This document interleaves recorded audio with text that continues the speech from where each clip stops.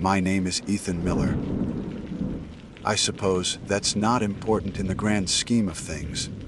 Not out here anyway. Buried deep in what feels like the forgotten heart of the Cascade Mountains. But it's a name, and for now, I'm still the person who answers to it. Still Ethan. The guy who traded the soul, crushing beige walls of a cubicle farm for the overwhelming, indifferent green of a million trees. Why did I do it? A question I've asked myself approximately 17 times since they dropped me off at the base of the tower 3 days ago. Part midlife, crisis early, I hope. Part desperate need for silence, part morbid curied. I saw the ad. Seasonal fire lookout remote wilderness location. Solitude required. It didn't mention the part about the rules. Or the feeling that the silence isn't empty, just waiting. Getting hired was surprisingly easy. Almost too easy. A quick video interview, a background check that seemed to gloss over the last decade of my life. And a mandatory, too. Day orientation that felt more like a lecture series on not dying alone in the wilderness than actual job training. They taught me how to use the radio, how to spot smoke plumes that looked like they meant business versus someone's campfire, and how to generally not set myself on fire. Useful stuff, I guess. What they didn't cover was the unsettling weight of the isolation, or the printed list of instructions tucked into my gear pack that felt less like guidelines and more like commandments from some unseen, unsettling deity of the woods. The journey out here was long and bumpy. First a drive that chewed up hours of highway, then a transfer to a beat up pickup truck driven by a man named Earl who smelled perpetually of pine needles and stale coffee. Earl didn't say much, just grunted occasionally and navigated the increasingly narrow and overgrown logging roads with practiced ease. The last hour was a jarring, kidney testing crawl up a track that barely qualified as a road, ending abruptly at a small clearing dominated by the tower.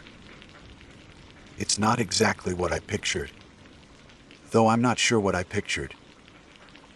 Maybe something more sturdy. This one is a steel skeleton reaching, maybe 60 feet into the sky, topped by a small cabin. The cupola that looks like it could be blown away in a strong gust of wind.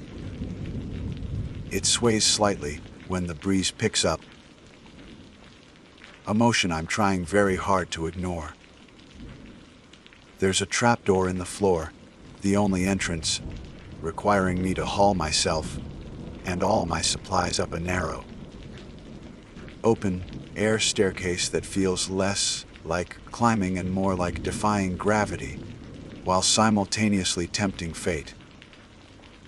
Earl helped me get the bulk of my supplies to the base, then watched impassively as I started the laborious process of hauling it all up, piece by agonizing piece. Canned goods, water jugs, propane tanks, first aid kit, sleeping bag, my battered laptop, optimistically hoping for a signal, books, so many books. Each trip up the stairs was a test of endurance and my rapidly dwindling optimism. When the last box was inside the tiny cabin, smelling faintly of old dust and something else I couldn't place, damp earth. Decay. Earl simply nodded. All right, Miller. That's it. You got the radio. You know the call sign. I mumbled confirmation, my chest heaving. Good. Check in every morning at 0800. Spot a fire, report it. Anything else, use your judgment. He paused, his gaze drifting past me towards the dense wall of trees surrounding the clearing. The silence stretched, thick and heavy. It gets quiet out here. That's kind of the point, I managed, trying to sound more confident than I felt. He grunted again, a sound that conveyed neither agreement nor disagreement, just acknowledgement. He turned to leave, then seemed to remember something. Oh, almost forgot. He reached into the cab of his truck and pulled out a thick, worn envelope. It wasn't sealed. The paper felt rough and old. The regs. They wanted me to give you these. The regulations. I took the envelope. It was heavier than it looked. Yeah. Little extra stuff for this specific location, apparently. Been here a long time, this post. Seen some things, they say. Earl still wasn't looking at me, his eyes scanning the tree line. Was he looking at something? Or for something? Shen some things. I prompted, trying to keep my tone light. He finally met my eyes, and for a fleeting second, there was something in his gaze that wasn't just the wariness of a man who spent his life driving dirt roads. It was knowing, and a little sad. Just follow M. Miller. Saves a lot of hassle. Check in tomorrow morning. With that, he got back in the truck, turned it around in the small clearing with a crunch of gravel and dry leaves, and rumbled back down the track, disappearing into the trees, as if the forest had simply swallowed him whole. And then there was silence. A different kind of silence than I'd experienced before. Not just the absence of city noise, but a vast, ancient quiet that felt like it had been waiting for me. I went back inside the cabin. It was small, maybe 10 feet by 10 feet. A cot pushed against one wall, a small table and chair, the radio equipment, a counter with a built-in sink and a 2-burner propane stove. Windows all around, offering a panoramic view of nothing but trees and sky. Beautiful, yes, but also exposed. I unpacked slowly, the sounds of my movements loud in the sudden stillness. The sun was starting its slow descent, painting the western sky in hues of orange and purple.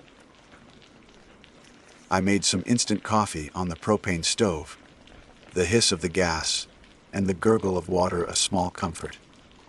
Finally, I picked up the envelope Earl had given me. The regs. It felt heavy in my hand. I sat at the small table, the late afternoon sun casting long shadows across wooden floorboards, and pulled out the contents. It wasn't a typical list of regulations. No protocols for reporting structure, fires, or managing public inquiries. This was different. Written in neat, almost old-fashioned script on thick paper, like something copied by hand generations ago. There were maybe 20 or so rules, numbered sequentially.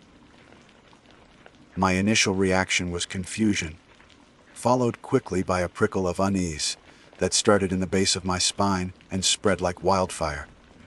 I started reading. Rules for fire. Lookout post 7791. Always maintain a clear line of sight to the horizon during daylight hours. Okay, standard lookout stuff. 2. Report any smoke plume immediately, using the designated code. Got it. 3. Check in with base camp every morning at 0800 sharp. Do not be late. Earl mentioned this. Seems reasonable. 4. After sunset, all windows facing east must be shuttered from the inside. Ensure no light escapes from these windows until sunrise. Okay, that's specific. Why only east? 5. Never, under any circumstances, answer a knock on the trapdoor after dark if you are certain you are alone on the tower. Wait. Certain I'm alone. How can I be certain? And who would be knocking? 6. If you hear music, singing, or voices calling your name from the woods after midnight, ignore it. Do not look towards the source. Do not respond. Okay, this is officially weird. Hallucinations. Pranksters. What kind of voices? 7. Keep the exterior light by the trapdoor turned off after dusk. Use only the interior lights. Contradicts point 4, or related to it. And why turn off the exterior light? 8. If you see a light moving through the trees at night, do not track it with your eyes. Do not try to signal it. Pretend you did not see it. Moving light, like a flashlight, or something else. 9. Never leave food or water outside the cabin after dark. Wildlife, probably. Seems sensible enough after the others. 10. If you hear something scraping or climbing the tower structure after dark, remain silent and still inside the cabin. Do not look out. Do not make noise. Do not acknowledge its presence. A scraping, climbing. This is not wildlife. This is something else. 11. Do not photograph or sketch anything you find. Unusual after dark. Unusual in what way? And why no records? 12. On nights of the new moon, keep all lights inside the cabin turned off between the hours of 0100 and 300s. Remain in complete darkness and silence during this time. Complete darkness and silence. For 2 hours, on the darkest nights. This feels deliberately vulnerable. 13. If you hear a sequence of 3 distinct taps on a window after the east windows are shuttered, ignore the first 2. Only respond to the 3rd tap, and only by quietly closing any remaining open shutters or curtains on windows not facing east.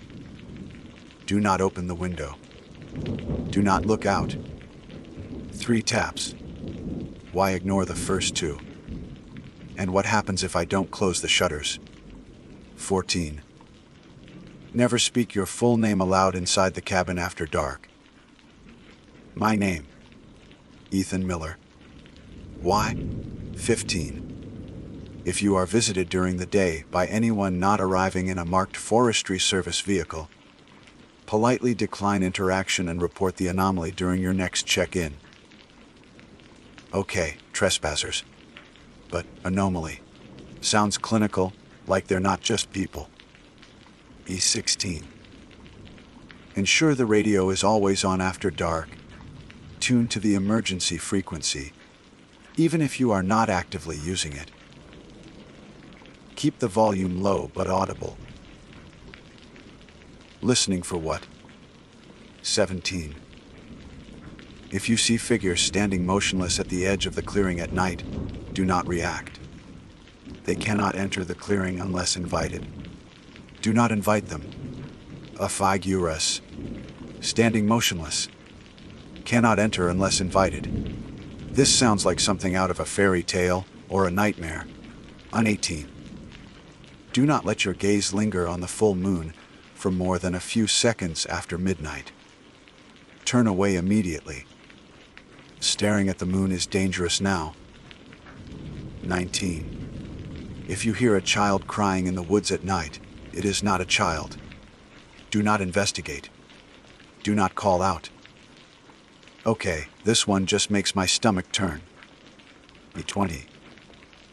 Under no circumstances are you to leave the cupola between sunset and sunrise unless it is due to an immediate, life-threatening fire emergency reported to base camp. Trapped. I'm trapped up here at night. I read through the list again, slowly, letting the sheer bizarreness of it sink in. They weren't safety rules. They weren't operational guidelines. They were rules for surviving something that wasn't supposed to exist. Something that lurked in the woods, waiting for you to make a mistake, to break a rule. My heart was pounding. This wasn't in the job description. This wasn't solitude required. This was something else entirely. A test, a twisted joke, or a genuine warning. I looked out the window. The sun had dipped below the horizon now, the sky deepening into twilight. The trees, which had looked beautiful and majestic just an hour ago, now seemed like a vast, dark, silent army gathering around the small clearing. They seemed closer, more watchful. The small cabin felt less like a sanctuary and more like a cage suspended in the air. I had 100 questions, but no one to ask. Earl was gone. Base camp was miles away, accessible only by radio during specific hours. I was alone, and I had this list of rules. We's 20. Strange commandments delivered in an old envelope, hinting at things that scraped and climbed, and stood motionless at the edge of the woods. Things that called your name and cried like children and knocked on your door. I told myself it was nonsense. Old folklore. A way to mess with the new guy. Maybe previous lookouts got bored and made up spooky stories to pass the time, and it just stuck. Yeah, that must be it. Old forest rangers with too much time on their hands. But the feeling in the pit of my stomach didn't go away. The silence outside wasn't just quiet. It felt expectant. Like the woods were holding their breath, waiting to see what I would do. The first night was drawing in. Rule number 4 ain't after sunset. All windows facing east must be shuttered from the inside. Ensure no light escapes from these windows until sunrise. I looked at the windows facing east. Just regular glass. No shutters. I scrambled through the boxes I'd hauled up. Supplies, books, gear. Nothing that looked like shutters. Panic started to bubble up. Had they forgotten to give them to me? Was this the first test? Then I saw them, stacked neatly against one wall, hidden behind a larger box. Wooden panels, cut to size. They had simple hooks and eyes to attach them to the window frames. Crude, but functional. My hands trembled slightly as I started affixing the shutters to the east-facing windows. Click. Click. The sound seemed unnaturally loud. As the last shutter went into place, blocking out the view of the darkening eastern sky and the silent, waiting trees, the cabin felt smaller, more enclosed, and somehow the darkness outside felt heavier. I turned on the main overhead light. The sudden brightness was jarring. Rule 7. Keep the exterior light by the trapdoor, turn off after dusk. Use only the interior lights. Okay, done. Rule 16 side. Ensure the radio is always on after dark. Tune to the emergency frequency, even if you are not actively using it. Done. Volume low. Just a faint crackle of static. I looked at Rule 14 again. Never speak your full name aloud inside the cabin after dark. Why? What would happen? Who or what would hear? The logical part of my brain screamed that this was ridiculous. that I was letting a silly list of rules get to me. But the primal part, the one that felt the oppressive weight of the wilderness, pressing in, whispered that there were things out here I didn't understand, things that didn't play by human rules. I made a simple dinner, ate it quickly, trying to ignore the feeling that I was being watched through the unshuttered windows. The sounds, the woods were different now that the sun was down. More rustling, more creaking. The wind, which had been a gentle breeze earlier, seemed to sigh through the trees with a low, mournful sound. I kept glancing at the list of rules, specifically Rule 10-day. If you hear something scraping or climbing the tower structure after dark, remain silent and still inside the cabin. Do not look out. Do not make noise. Do not acknowledge its presence. The silence outside felt fragile, like it could be broken at any moment by a sound I desperately didn't want to hear. I checked the trapdoor, ensuring it was securely latched. I knew logically that anything determined enough could probably get in. But the simple act of securing it offered a small, futile sense of control. As the night deepened, the woods outside became an impenetrable wall of black. My gaze kept drifting to the unshuttered windows, scanning the darkness for I didn't know what.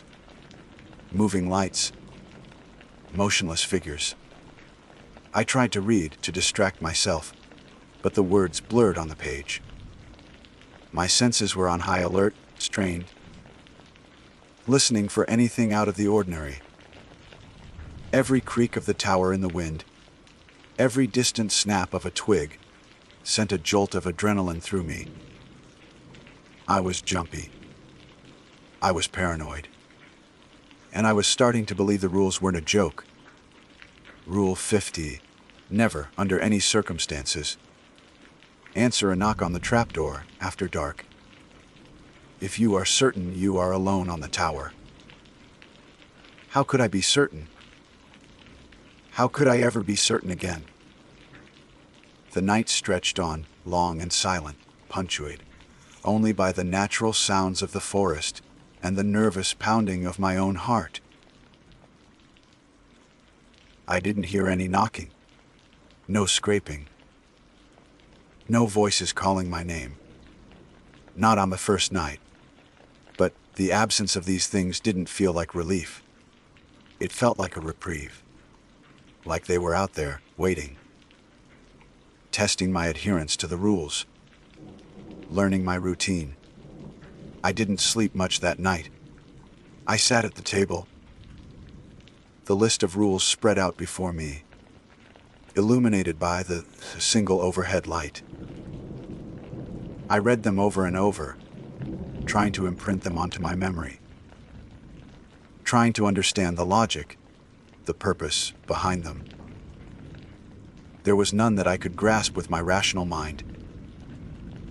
They felt ancient, superstitious, born of fear, and a deep understanding of things that should not be.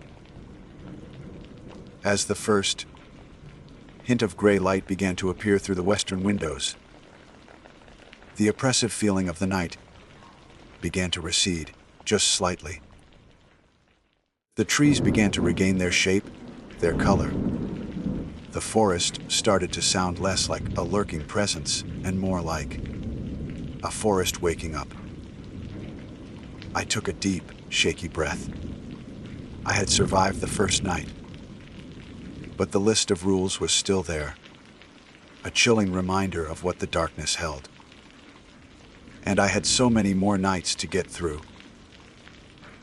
My gaze fell on Rule 17 again. If you see figures standing motionless at the edge of the clearing at night, do not react. They cannot enter the clearing unless invited. Do not invite them.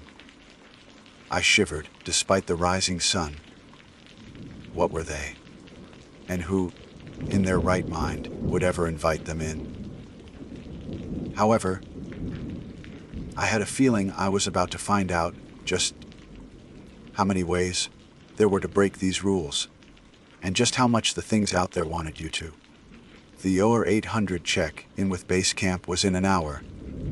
I needed to sound normal, professional, like I wasn't currently contemplating the existential horror of things that scrape and climb and wait at the edge of the woods. Yeah, just another day at the office. Except the office was a cage in the sky, and my co-workers were whatever was out there watching.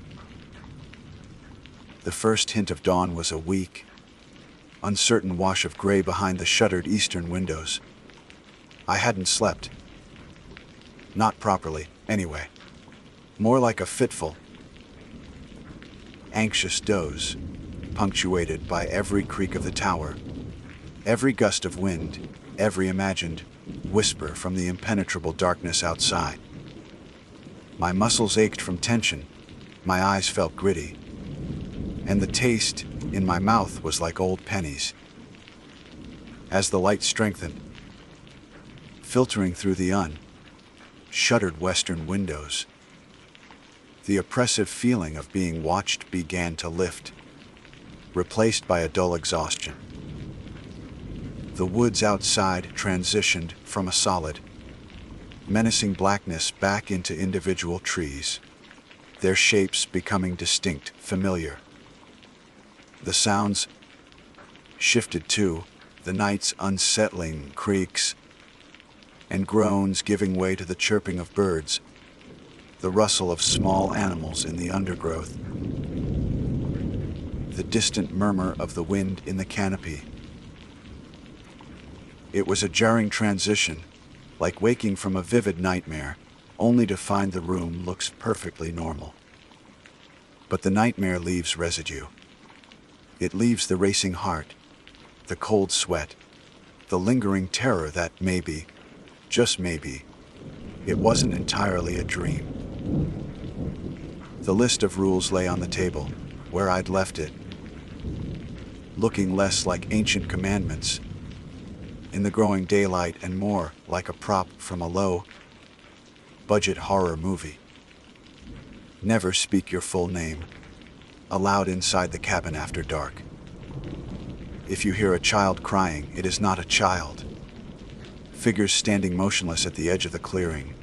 Do not invite them. Absurd. Utterly, completely absurd. My rational mind, reasserting itself in the safety of the morning light, tried to dismiss it all. Sleep deprivation. The intense isolation playing tricks on my mind. Some kind of elaborate hazing ritual for new lookouts at this post. That had to be it. It had to be. But the memory of the feeling last night, the absolute certainty that there was something out there, lurking, just beyond the edge of my sight and hearing, refused to be entirely reasoned away. The shutters on the east windows, solid wood panels designed to block out. What? And why only the east? I took down the shutters, the small clicks and scrapes echoing in the quiet cabin. With the eastern view restored, the world felt a little more open, a little less claustrophobic. The sun was rising, turning the sky a soft gold and pink. Beautiful, and completely at odds with the chilling instructions I'd spent the night poring over. 800. Time for check-in. I flipped the radio switch to transmit. The crackle of static seemed louder now. Base camp, this is Lookout Post 17, Ethan Miller. Requesting morning check. In. Over. A few seconds of silence, then a voice, slightly distorted by the radio, came through. It wasn't Earl. Younger, crisper. Lookout 17, copy that. Morning. Quiet up there. Over? Yes, base camp. All quiet. No smoke. Clear skies. Over? Copy that, Miller. Report any changes. Base camp clear. Out. It was brief, purely procedural. Nothing in the voice suggested they knew about the rules. Nothing in the exchange acknowledged the unsettling reality I felt I was living. Just routine. Which, I realized, was probably deliberate. You don't want the guy spotting fires freaking out about tapping sounds on his windows. The day passed slowly. I performed the standard lookout duties, scanning the horizon with binoculars, noting cloud formations, tracking the sun's progress. I ate a can of lukewarm soup for lunch. I tried reading again. Managed a chapter. The sense of being watched was less intense during the day, but it wasn't entirely gone. It was more like a background hum. A low-level anxiety that kept me glancing towards the dense tree line. I spent some time examining the tower structure itself. The steel supports felt solid under my hand. I looked down the stairs, an open invitation to the emptiness below, and the woods beyond. I looked at the trapdoor, the simple latch that was my only physical barrier against whatever. I thought about the rules again. Rule 100A.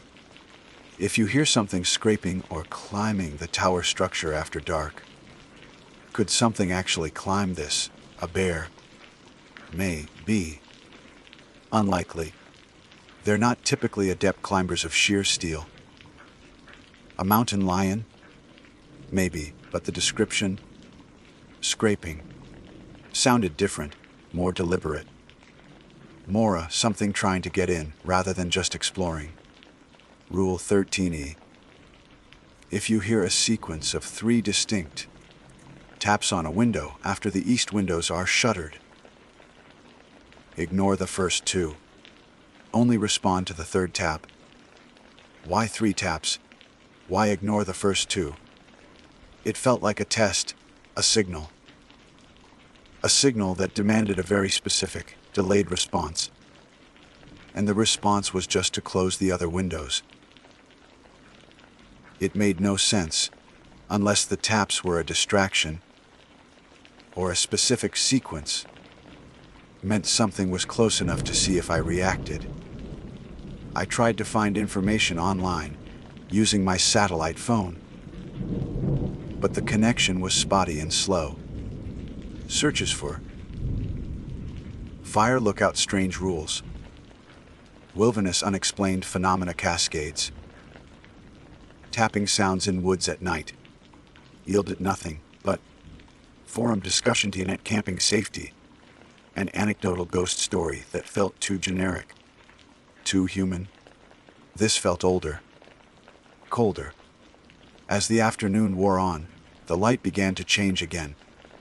The golden hue of midday softened, stretching shadows across the clearing. The air grew cooler. The wind picked up, rustling the leaves with a sound that was starting to grate on my nerves. The dread began to creep back in. The transition from day to night was no longer just a natural cycle. It was a countdown. A countdown to the time when the rules became not just theoretical instructions, but vital, life-preserving commandments. Rule 4. Time to shutter the east windows. My hands were steadier this time, but the action still felt heavy with significance. As each panel went into place, the world outside shrunk. The views of the western horizon, the setting sun, the north and south expanses of trees remained, but the east was sealed off. I didn't look closely at the dark woods to the east before covering the windows. I didn't want to see anything. With the shutters in place, The cabin interior seemed brighter by comparison, but the contrast only emphasized the growing darkness outside the remaining windows. The silence outside deepened, the daytime sounds fading away. Rule 7, exterior light off, done. Rule 16, radio on, low volume. Done. The waiting began. I tried the books again. Impossible. Every slight noise from outside yanked my attention away. A branch scraping against the tower in the wind. A distant hoot of an owl. My own breathing seemed too loud. Around an hour after sunset, as the last vestiges of color bled from the western sky, I heard it. A sound from below. Scrape. It was distinct, metallic, like something being dragged across the steel beams of the tower's structure. My heart leaped into my throat. Rule 10. If you hear something scraping or climbing the tower structure after dark, remain silent and still inside the cabin. Do not look out. Do not make noise. Do not acknowledge its presence. My entire body locked up. I froze mid-reach for my water bottle. Silent. Still, my eyes darted towards the floor, towards the trapdoor. Was it coming from there? Or lower down? Scrape, scrape. Closer this time. Definitely on the structure. It wasn't the random rattle of the wind. This was deliberate, moving upwards. Slowly. Every instinct screamed at me to look, to peer through a window, to see what was making that sound. Curiosity warred with a deep, animalistic fear. The rule was absolute: do not look out. Do not make noise. Do not acknowledge its presence. I forced myself to stay rooted to the spot, to breathe shallowly through my nose. The scraping continued, a slow, agonizing ascent. It passed the level of the cabin floor, continuing upwards towards the roof. What was up there? Just the antenna, the weather instruments. What could be scraping its way up the outside of the cabin itself? The sound stopped directly above me. Silence. A tense, heavy silence that was worse than the scraping. I listened, every nerve ending screaming. Was it waiting? Listening for me? After what felt like an eternity, but was probably only a few minutes, I heard the scraping again. Moving downwards this time. Slowly, deliberately. Scrape, scrape, scrape. It faded as it descended, until it was gone. The silence returned. But it was a different silence now. It was the silence after something has been there, has passed, and might return. I stayed frozen for a long time, my body rigid with adrenaline. My mind raced. What was it? A large animal, somehow. Or something, not animal. The rules implied not animal. The rules implied something else. The scraping sound felt like confirmation. The rules weren't made up stories. They were a survival guide. Shaking, I finally moved, pouring myself a glass of water with a hand that trembled uncontrollably. I kept glancing at the ceiling, then at the trapdoor. What had been up there? And why hadn't I looked? Because the rule said not to. And after hearing that sound, breaking that rule felt like inviting disaster. Later that night, hours later, after the moon had risen, a slender crescent tonight. Thankfully not full, I was trying again to read. The scraping incident had left me even more on edge. Every shadow seemed deeper. Every gust of wind sounded like something trying to form words. And then I heard the taps. From the east, facing windows. The ones I had shuttered. Tap. My head snapped up. My blood ran cold. Rule 13. If you hear a sequence of 3 distinct taps on a window, after the east windows are shuttered, ignore the first 2. Only respond to the 3rd tap. It was happening.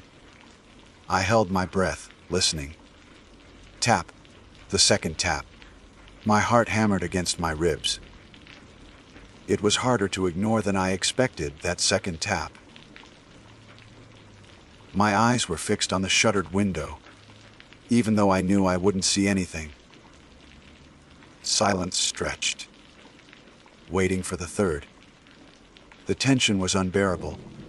My muscles were coiled, ready to move, even though the rules said wait. Then, after a pause that felt deliberately long, came the 3rd tap. Tap. 3 distinct taps. The signal. My mind was a whirlwind. Respond to the 3rd tap. Only by quietly closing any remaining open shutters or curtains on windows not facing east.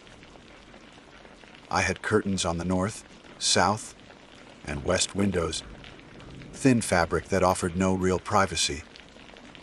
I hadn't bothered to close them yet. Quietly. The rule emphasized quietly. I pushed myself up from the table, moving as silently as possible across the wooden floor. I went to the nearest window, the one facing north. My fingers fumbled slightly with the thin curtain, but I pulled it closed, trying not to make a sound. I moved to the south window, repeated the action. Then the west windows. The ones that looked out over the direction the sun set, over miles and miles of dark, silent forest. As I reached the first western window, my gaze flickered outwards one last time before I pulled the curtain closed. And for a split second, I saw it. Just at the edge of the clearing, where the darkness of the trees began. A shape, tall and unnaturally still. It was dark, darker than the surrounding shadows, and it didn't look like a tree trunk. It was elongated, vaguely humanoid, but wrong. Too thin, too tall, motionless. My breath hitched. Rule 17. If you see figures standing, motionless at the edge of the clearing at night, do not react. They cannot enter the clearing unless invited. Do not invite them. It was there. One of the figures from the rule list. Standing, watching. My heart slammed against my ribs. I yanked the curtain shut, plunging that side of the cabin into semi-darkness, leaving only the dim glow of the interior light. Had it seen me look? Had my reaction, brief as it was, counted as acknowledging it? The rule said do not react. Had I failed? I stood by the window listening for movement, for a sound, for anything that would tell me if my brief lapse had consequences. The silence outside felt heavier, more potent, now that I knew what was standing in it. The 3 taps on the east window, were they a signal that the figures were in place? A test to see if I would react, or if I knew the rules. I didn't hear anything more from the east window. No more taps, but from the west, from the direction where I had seen the motionless figure. The silence seemed to press against the glass, thick and expectant. I was no longer questioning if the rules were real. I was starting to wonder, what happens when you break them? And I had a terrible feeling. I had just come dangerously close to finding out. My breath hitched in my throat, a small, choke sound swallowed by the sudden, heavy silence. The curtain was pulled shut, blocking the view of the western clearing where, just moments before, I had seen it. The figure, Tall, thin, unnaturally still. Rule 17 made chillingly clear. They cannot enter the clearing unless invited. Do not invite them. Had looking counted as an invitation? My eyes had lingered. For only a fraction of a second before panic took over and I'd yanked the curtain shut. But had it been long enough? Had my fear, my sudden, sharp focus on its form, somehow been perceived as an acknowledgement, as a welcome? My heart hammered against my ribs, a frantic drumbeat in the small cabin. I stood frozen by the window, straining by the windows, listening for any sound from outside. A rustle of leaves, a snapping twig, the soft tread of something moving closer. But there was nothing. Just the oppressive silence of the woods at night, now amplified by my terror. The 3 taps on the east window felt like a distant, almost forgotten event now, overshadowed by the visceral shock of seeing the figure. Were the taps a diversion? Or a coordinated signal? We're in position. See if he follows the rules. The thought sent a fresh wave of cold sweat down my back. I stayed by the window for a long time, listening, watching the faint outlines of the trees through the thin curtain. My legs ached, my eyes burned, but I was afraid to move. Afraid to make a sound that would betray my position, afraid to turn my back on the direction where I had seen the figure. The rest of the night was an exercise in pure, unadulterated fear. I didn't sit down. I didn't try to read. I paced the small confines of the cabin, silently, like a caged animal. Every creak of the aging structure, every distant cry of a night bird, every gust of wind felt like a deliberate provocation. I kept checking the rule list, reading the entries about sounds in the woods. Rule 6, sounds on the tower. Rule 10 and figures in the clearing. Rule 17, and especially the one about the trapdoors. Rule 50, never, under any circumstances, answer a knock on the trapdoor after dark, if you are certain you are alone on the tower. How could I ever be certain I was alone again? I didn't hear the scraping again. I didn't hear more taps on the window. But the silence outside felt loaded, heavy with unseen presence. I kept imagining the figure, or figures, still standing there at the edge of the clearing, dark shapes against the darker backdrop of the trees, watching the cabin, watching me, waiting for me to make a mistake, waiting for me to break a rule. Rule warrant 20, never speak your full name aloud inside the cabin after dark. Why? Who would hear? And what power did my name hold in this place? I didn't dare test it. My thoughts were a chaotic jumble of fear and desperate logic, trying to find a pattern, a reason behind these insane rules. As dawn approached, painting the eastern sky with a faint, hopeful light that filtered around the edges of the shutters, the tension slowly eased its grip. The sounds of the woods began to change, transitioning back to the more familiar, less threatening noises of daytime. When the light was strong enough, I took down the east shutters. My gaze immediately swept across the clearing, searching the edge of the tree line in the west. Nothing, just trees. No tall, dark, motionless shapes. The clearing looked empty, peaceful, bathed in the soft morning light. But I knew what I had seen. It wasn't a trick of the light. It wasn't my imagination. The figure had been there, and its absence now did not feel like relief, but like a deliberate retreat. They weren't gone, they were just waiting for the sun to go down again. The 0800 check-in was even more of a struggle than the day before. I had to force myself to sound normal, to give the standard report of clear skies and no smoke. My voice felt shaky. My hands trembled slightly on the radio dial. The voice from base camp was calm, professional, utterly unaware of the silent war being waged around this lonely tower every night. "All quiet up there?" "Over." The standard question. "Yes." "Base camp." "All quiet."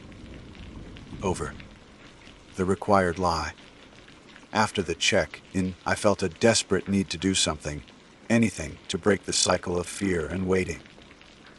I thought about using the radio to try and explain, to tell them about the rules, about the sounds, about the figure. But Rule 15 flashed into my mind. If you are visited during the day by anyone not arriving in a marked forestry service vehicle, politely decline interaction and report the anomaly during your next check-in. It wasn't a visit, but the spirit of the rule seemed to be about reporting anomalies. Was I supposed to report the rules themselves as an anomaly? Would they believe me? Or would they assume I was cracking up from the isolation and send someone to replace me? If they sent someone, would that person know about the rules? Or would they be like me, walking blindly into this? And what if contacting base camp outside of the fire reporting protocol somehow broke another unwritten rule? What if they were listening? The thought sent a shiver down my spine. The radio felt like a lifeline, but also a potential liability. I decided against it for now. I would stick to the rules I had. They seemed to have kept me safe so far. Barely. The day was long and tense. I scanned the woods with a newfound intensity, not just for smoke,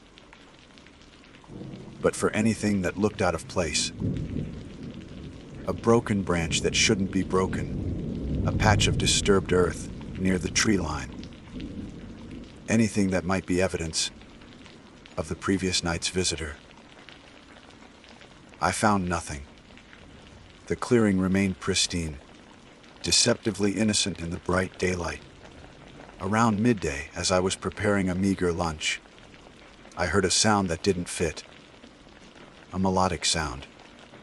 Faint at first, carried on the wind. It sounded like singing. Rule 6C. If you hear music, singing, or voices calling your name from the woods after midnight, ignore it. Do not look towards the source. Do not respond. It wasn't after midnight. It was broad daylight. Did the rule only apply at night? Or was it a different manifestation? The singing grew slightly louder, clearer. It was beautiful, ethereal, like a woman's voice, singing a haunting, wordless melody. It drew me towards the window. Instinctively, I wanted to see where it was coming from, to confirm it was just a hiker or a bird I didn't recognize. But the feeling in my gut screamed danger. The rule specified after midnight, but it also listed singing alongside, voices calling your name. It felt like the same kind of phenomenon, just happening at a different time. A test. A lure. I forced myself to turn away from the window. I put my hands over my ears, trying to block out the sound. It was difficult. The melody was captivating, sorrowful. It made me feel a strange sense of longing, a pull towards the source. I ate my lunch with my hands pressed against my ears, the sound of my own chewing loud in the cabin. The singing continued for maybe 10 minutes, then faded away as suddenly as it had begun. When it was gone, the silence that returned felt charged with meaning. It had been a test.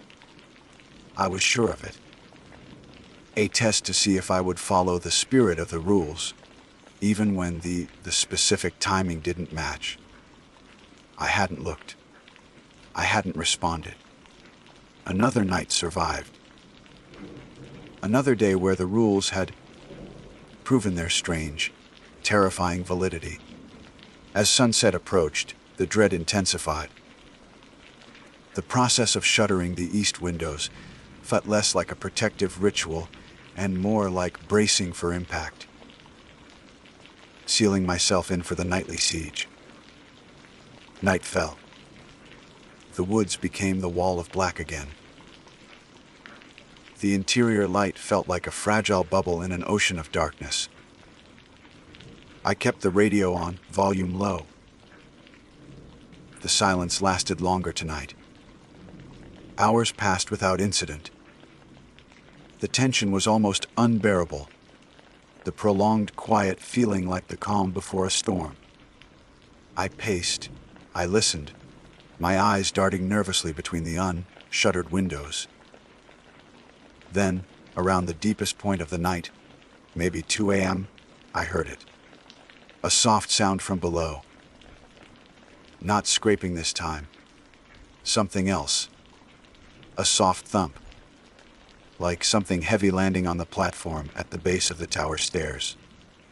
My blood ran cold. Rule 50I, never under any circumstances answer a knock on the trapdoor after dark, if you are certain you are alone on the tower. It wasn't a knock yet, but it was on the platform, at the foot of my only way down. Silence. Utter, complete silence for a long moment.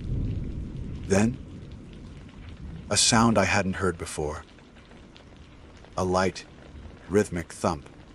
Thump, thump from directly below the trapdoor. Like something gently tapping the underside of the cabin floor.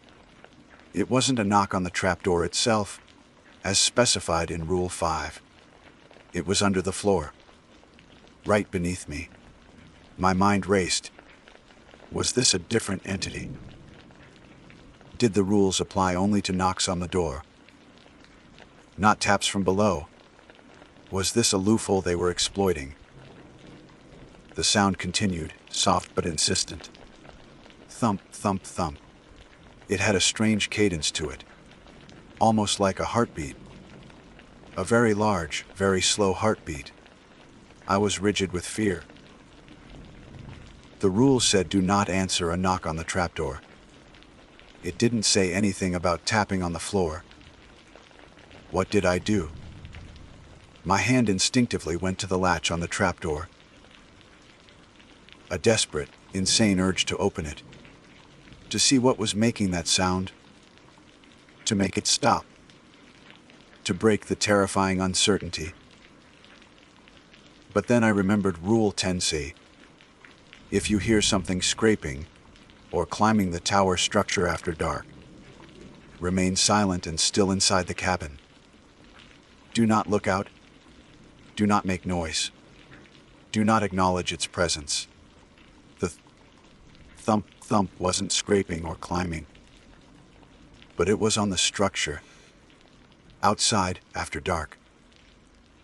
The spirit of this rule seemed to be, something is trying to get your attention from outside after dark, and it's not a reported fire emergency. Do nothing. I pulled my hand away from the latch as if it were burning me. Stay silent. Stay still. Do not acknowledge. The rhythmic tapping continued. Thump, thump, thump. It felt like it was resonating through the very structure of the tower, through the floorboards and into my bones. It was a deeply unsettling sound, primal and unnatural. It didn't sound like an animal. It sounded deliberate, like a signal. How long did it last? Minutes? An hour? Time seemed to lose all meaning. I just stood there, listening to the slow, rhythmic thump, thump, thump from directly beneath my feet.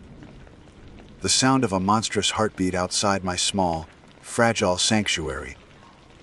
It stopped as abruptly as it began. Silence returned.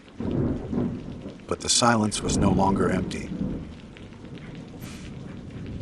It was filled with the echo of that sound, that slow, resonant beat that had come from the darkness below. I spent the remaining hours until dawn huddled in a chair, wrapped in a blanket, staring at the trapdoor. I didn't dare lie down. I didn't dare close my eyes. Every muscle in my body was screaming with fatigue, but my mind was wired, buzzing with a frantic, desperate energy. The rules were not just real, they were actively being tested. The entities out there knew I was here. They were trying to find my weaknesses, trying to lure me into breaking a rule. The singing, the figure, the tapping heartbeat, each one felt like a deliberate probe. And I had a horrifying feeling that they were getting bolder, that the tests were escalating. The sun was rising again, painting the eastern sky. Another night survived. But at what cost? I felt like I was losing my grip on reality, oscillating between the mundane routine of a fire lookout and the terrifying, supernatural world that emerged after dark. My gaze fell on Rule 19A. If you hear a child crying in the woods at night, it is not a child. Do not investigate. Do not call out. I hadn't heard that yet.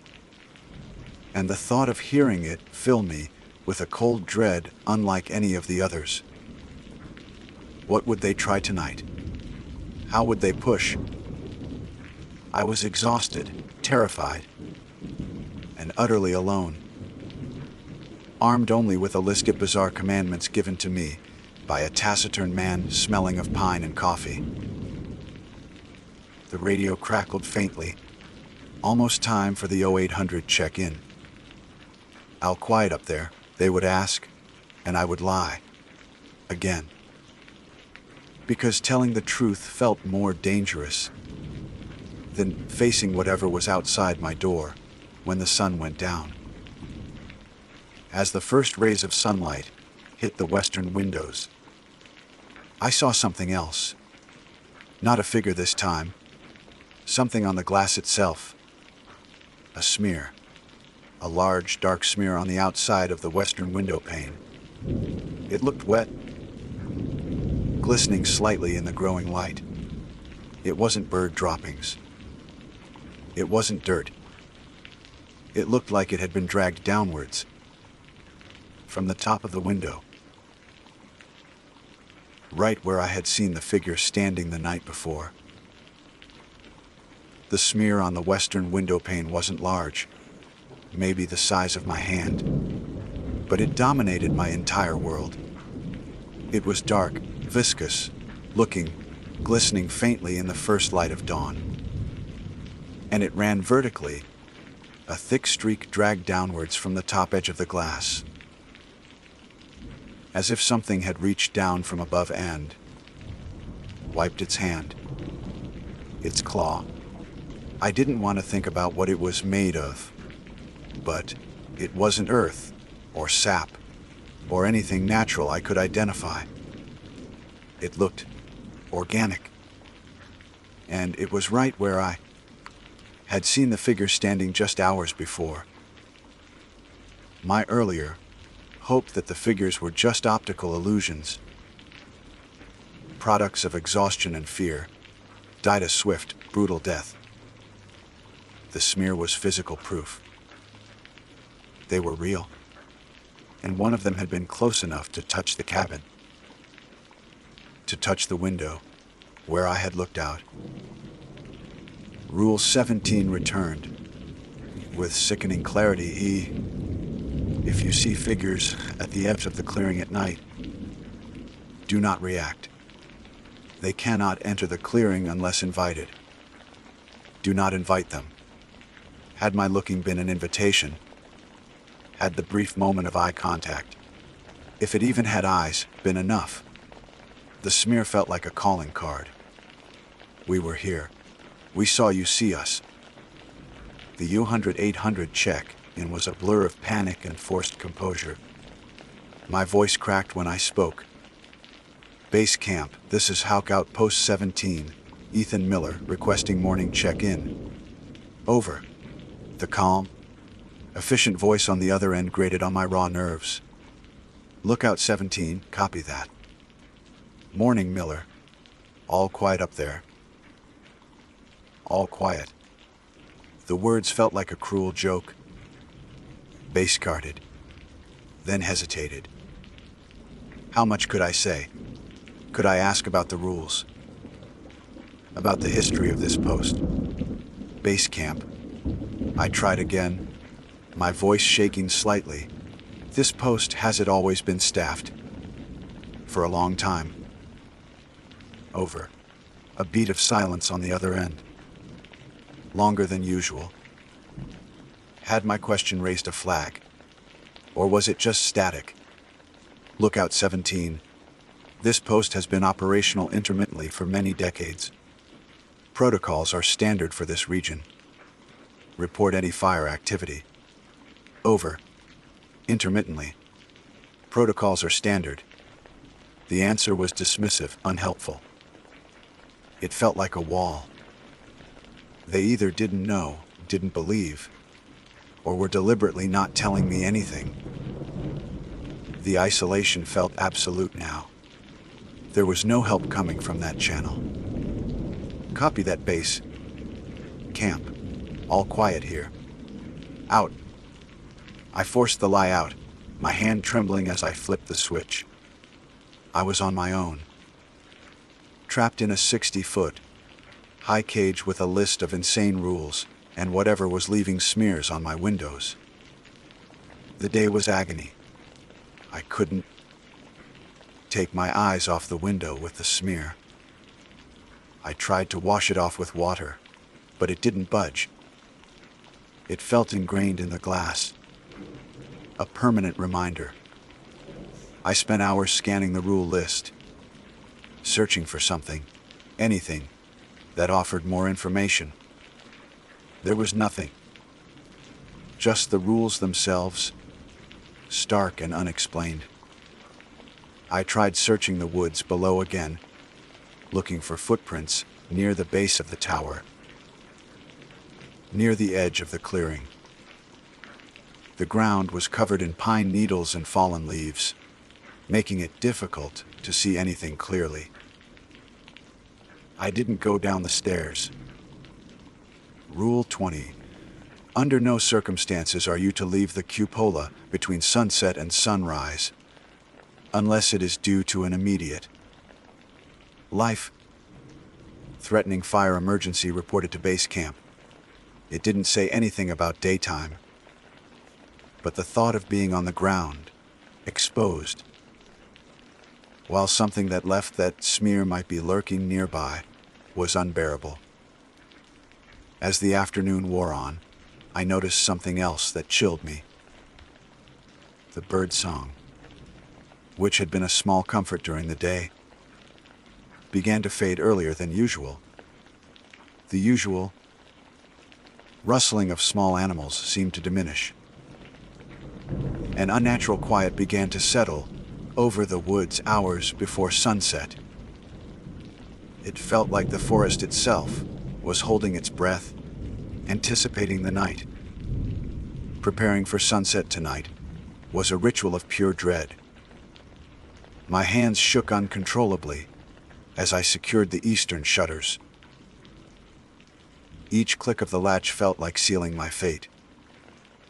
The remaining windows, usually offering a sense of connection to the outside world, now felt like vulnerable points, thin barriers against the encroaching darkness and the things that lived within it. Rule 4: shutters on the east. Rule 7a: exterior light off. Rule 16c: radio on. Rule 420: do not speak your full name. Done. Done. Done. The rules weren't a guide anymore, they were a prayer. A desperate plea for survival. Night fell like a physical weight. The air grew colder than usual. The silence was absolute, broken only by the frantic pounding of my own heart and the faint static from the radio. I kept looking at the western window, at the dark smear on the glass. Around the time I estimated it was past midnight, the silence was broken. It wasn't a tap. It wasn't a scrape. It was a sound I had dreaded since I first read the list. A child crying, faintly at first from deep in the woods to the north. A thin, reedy wail, full of sorrow and fear. Rule 19c: if you hear a child crying in the woods at night, it is not a child. Do not investigate. Do not call out. Every human instinct screamed at me to respond. To call out, to try and locate the child, to help. But the rule was absolute. It is not a child. The implication was terrifying. What was it? Something that mimicked a child's distress to lure you out. The crying grew louder, closer. It sounded so real, so heartbreaking. It tugged at something deep inside me, a primal urge to protect, to rescue. Tears welled in my eyes, tears of fear and frustrated empathy. I had to resist. I gripped the edge of the table until my knuckles were white. Not a child. Not a child. I repeated the words like a mantra in my head. Do not investigate. Do not call out.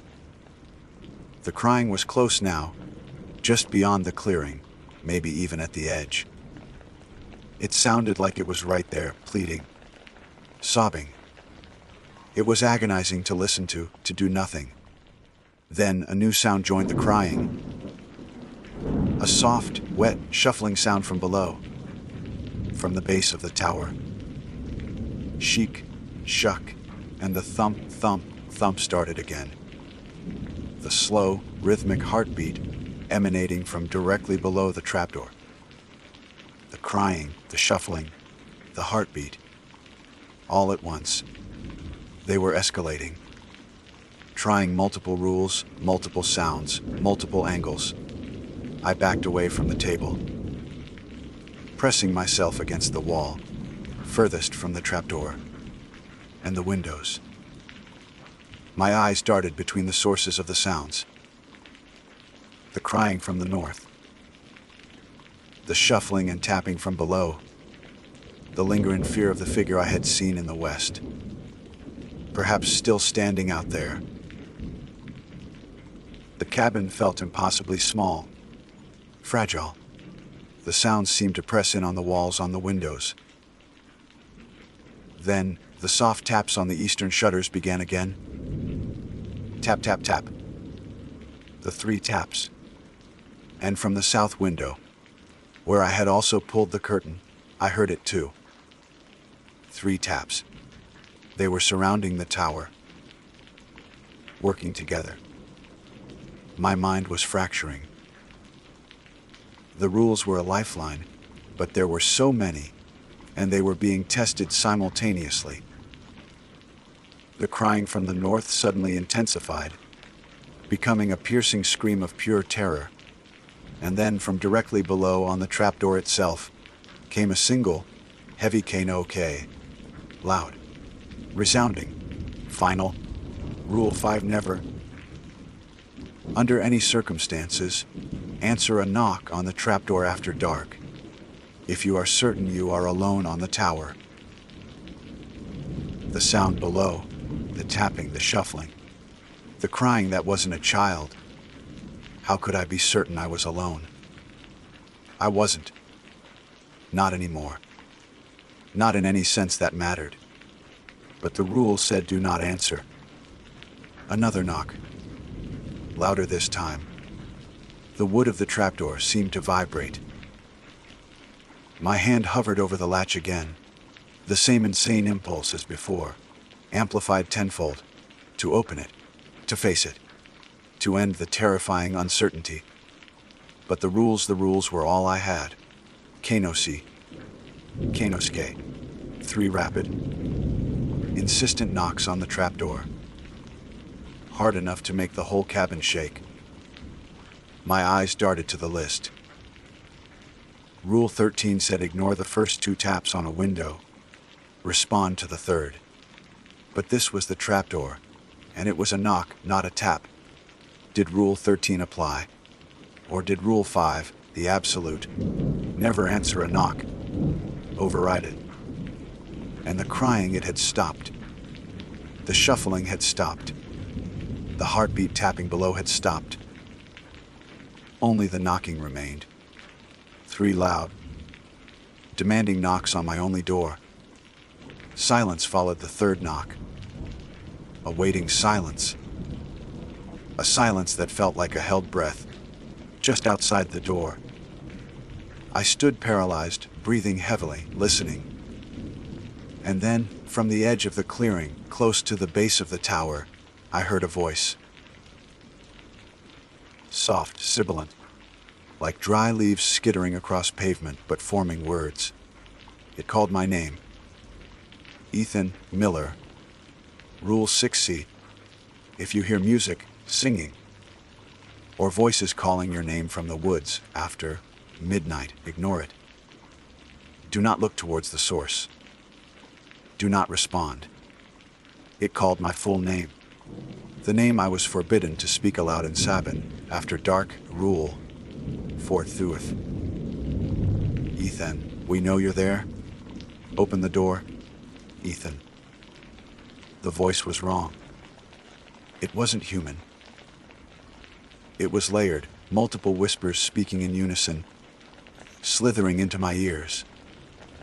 It was the sound of dry, ancient things trying to mimic humanity. The rational part of my brain, the part that was rapidly shrinking, screamed that this wasn't possible. That voices couldn't do this. That things couldn't stand motionless at the edge of the woods and call your name. But the visceral terror, the undeniable proof of the smear on the window, the scraping, the tapping heartbeat, the child's cry, it all pointed to one horrifying conclusion. The rules were real, and they were the only thing keeping whatever they were out. The voice called my name again, closer this time, just below the trapdoor. Ethan Miller, let us in. It's cold out here. The cold was mine now. A bone, deep chill that had nothing to do with the temperature. I looked at the trapdoor. I looked at the list of rules. My mind was a battleground between primal fear and the desperate need to cling to the only instructions I had for surviving this nightmare. They wanted me to open the door. They wanted me to break Rule 5. They were using my name, breaking Rule 14 themselves, to provoke a response. I closed my eyes, pressing my back harder against the wall.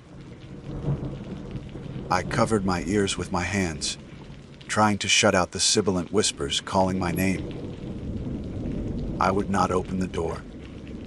I would not call out. I would not acknowledge their presence. The calling continued. Sometimes a whisper, sometimes a chorus of dry sounds forming my name. Sometimes punctuated by a soft scratch at the trapdoor, or a gentle tap on a window pane. They were trying everything. I stayed there, pressed against the wall, ears covered, eyes squeezed shut, until the first hint of dawn began to filter through the edges of the windows. The calling faded with the rising sun. The scratching stopped. The sense of overwhelming presence began to recede. When the light was full, I cautiously lowered my hands. The cabin was silent, empty. The world outside looked normal again, bathed in golden sunlight. But the smear was still on the western window. And the memory of the sounds, the voice, the terror, was etched into my mind. I went to the trapdoor. It was still latched. I looked down. The platform was empty. Just weathered wood and pine needles. No sign of anything that had been there. I looked at the rules again. I had followed them. I had survived the night, but they felt less like protective guidelines and more like a temporary postponement. They knew my name. They knew I was here. And they weren't going to stop trying. I did my 0800 check-in, gave the standard lie. The voice from base camp was as oblivious as ever. I looked out at the clearing. Peaceful. Sunny. Deceptively normal. But I knew what lurked in the trees. I knew what waited for the sun to go down. I am still here in the lookout tower. I don't know for how much longer. I eat. I sleep fitfully during the day. I perform my duties on autopilot. But my life is measured in sunsets, in the terrifying descent into darkness, when the rules become my only shield. I don't know who wrote the rules, or what they are designed to keep out. I only know they are real, and the things out there are real, and they want in. I look at the smear on the window. It hasn't faded. It's a constant reminder. My time here is limited. I can feel it. The rules can only protect me for so long. Eventually, I will make a mistake, or they will find a way around them. Or perhaps they are just waiting for me to exhaust myself, to break, to invite them in myself. I am Ethan Miller. I took a job as a fire lookout in the woods, and we have strange rules to follow. Because the woods out here are not empty, and the things that live in them are very, very patient.